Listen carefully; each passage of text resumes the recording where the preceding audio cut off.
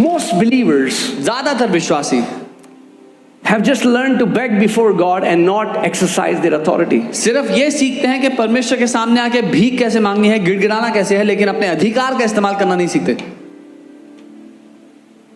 We have to learn to exercise our authority. हमें ये सीखना है कि अपने अधिकार का इस्तेमाल कैसे करें।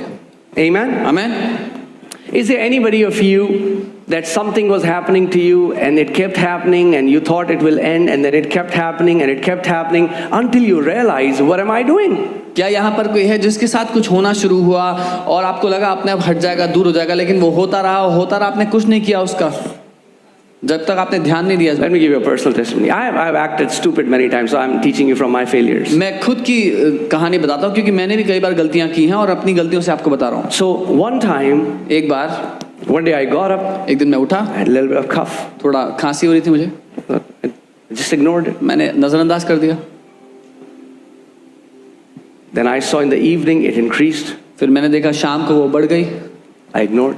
मैंने नजरअंदाज It's किया। just a cough, it will go away. खांसी है, चले जाएगी अपने आप। Just drink ginger tea. Ginger tea पिया। I didn't know it was an attack against my life. मुझे नहीं पता था मेरे जीवन के विरोध में वो हमला है। I want you to start seeing every sickness as an attack against मैं you. चाहता हूं कि आप हर एक बीमारी को आपके जीवन के विरोध में हमले की तरह देखो। You cannot be casual about the symptoms the enemy sends against you. जो लक्षण आपके शरीर में आते हैं उनको हल्का मत समझो। So one day became 3 days and I thought it is going to go away and it became a week and it became a month. एक दिन के 3 दिन हो गए, मुझे लगा चले जाएगी, हफ्ता हो गया और करते करते महीना हो गया। And it became so bad और वो इतना खराब हो गया that I wasn't able to confess the word anymore because I was continuously coughing. कि मैं वचन भी घोषणा नहीं कर पा रहा था क्योंकि निरंतर मुझे खांसी आने लगी। My ribs used to pain, they became so sore by coughing all night. मेरी पसलियों में दर्द होने लगा खांस खांस कर रात भर।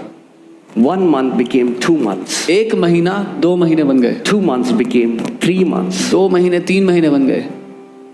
And now और अब it was in torment. I was in agony अब मैं सताव में था because my chest, my ribs were paining so bad. क्योंकि मेरी चेस्ट में, मेरी छाती में, मेरी पसलियों में बहुत दर्द हो रहा था। I didn't know what to do. मुझे नहीं पता था क्या करूं। I went to doctor. मैं डॉक्टर के पास गया। They said it's a tropical allergy. Doctor ने कहा ये ट्रॉपिकल एलर्जी है, Start taking nebulizer. Nebuliser low. Didn't work. काम नहीं करा, Nothing worked कुछ काम नहीं करा until I went to my roof जब तक मैं अपने घर की छत पे ना गया and I became angry at devil. और मैं शैतान पर गुस्सा हो गया। जाकर I became angry at him. मैं गुस्से से भर गया उस पर And on my roof, I began to shout on the top of my और voice. अपनी छत पर मैं अपनी आवाज ऊंची करके चिल्लाने लगा जितना हो सकता था। I said, Satan, take your dirty hands off my body. मैं कहने लगा शैतान अपने गंदे हाथ मेरे शरीर से हटा। Nothing was happening in my life for 3 months, and within 30 minutes, all those symptoms went away.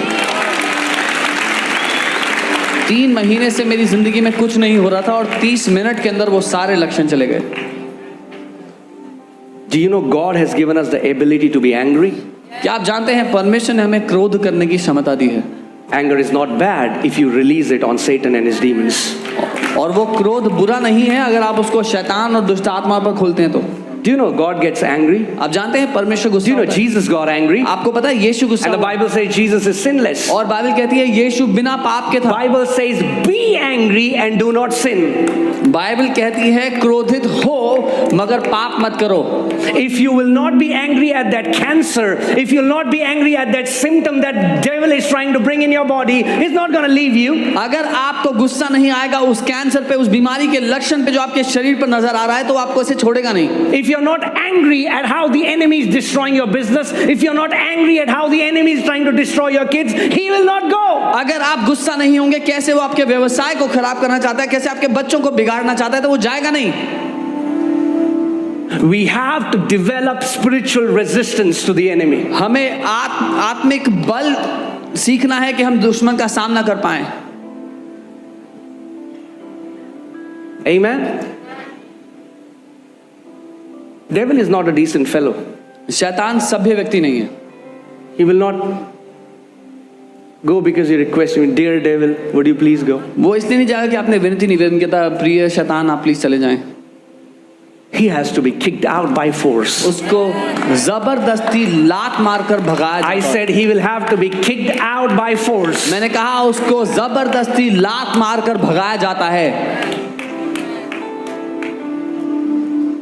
If somebody comes to your house अगर कोई आपके घर में आता है, and you open the door, आप दरवाजा say, खोलते yes, who are you? हैं, बोलते हैं आप कौन है, And they push you and come and sit on the sofa. वो आपको धक्का मारता है कि सोफे पे बैठ जाते हैं। What will you do? क्या करोगे? You say, please, प्लीज चले जाइए। sir, श्रीमान, God, Prabhu, what will you do? क्या करेंगे? What will you do? क्या करेंगे आप? You'll force them out उनको धक्का मार कर निकाल देंगे, because you will tell him, क्योंकि आप बताएंगे this is not your house. ये तुम्हारा घर नहीं है।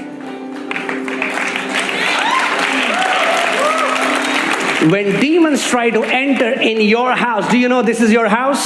जब दुष्ट आत्माएं आपके घर में प्रवेश करने की कोशिश करती है, आप जानते हैं When they try to bring a symptom, कोई लक्षण लाने की कोशिश don't be casual about it. तो उसको हल्का मत लो, Don't be casual about it. उसको हल्का मत लो। Jesus said in John 10:10, Satan has come to steal, to kill and to destroy. He only has one mandate, and that is to steal, to kill and to destroy. यीशु ने कहा यूहन्ना 10:10 में कि शैतान चोरी करने, हत्या करने और नाश करने आता है। उसका एक ही कारण, एक ही मकसद है आने का, चोरी, हत्या और नाश करना। Treat no symptom as small or big. You take authority the moment you feel any symptom of any sickness is trying to enter